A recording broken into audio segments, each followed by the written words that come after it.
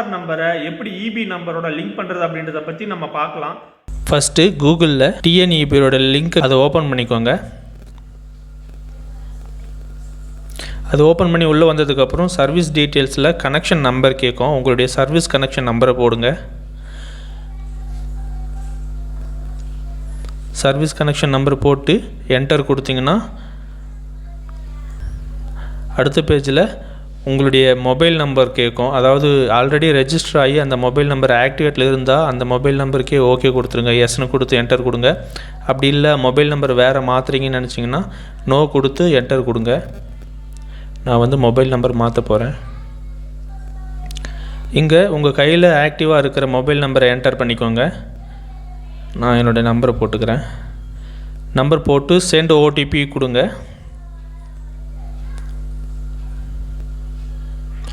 Send OTP கொடுத்து உள்ளே வந்தோன்னா ஓடிபி கேட்கும். உங்கள் மொபைல் நம்பருக்கு ஓடிபி வந்திருக்கும். அந்த ஓடிபி எடுத்து இங்கே போட்டுக்கலாம். ஓடிபி போட்டு ஓடிபியை வேலிடேட் பண்ணிக்கலாம். வேலிடேட் ஓடிபின்றதை கிளிக் பண்ணோன்னா அது அடுத்த பேஜுக்கு வரும். இங்கே பார்த்தோன்னா டாக்குமெண்ட் அப்லோட் பண்ணுறதுக்கான பேஜ் இது. இங்கே உங்கள் டீட்டெயில்ஸ் இருக்கும். கன்சியூமருடைய பேர் இருக்கும். இங்கே ஓனராக டெனண்ட்டாக இல்லை ஓனராக இருந்து சர்வீஸ் கனெக்ஷனை மாற்றலையா அப்படின்ற மாதிரி கேட்கும். நான் எங்கள் அப்பா பேரில் இந்த கனெக்ஷன் இருக்குது.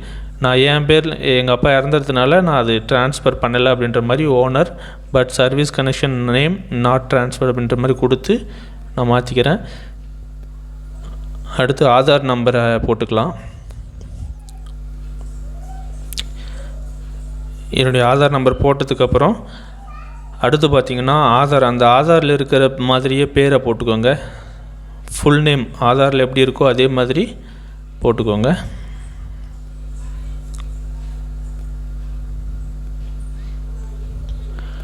போட்டுட்டதுக்கப்புறம் டாக்குமெண்ட் அப்லோட் பண்ணணும்.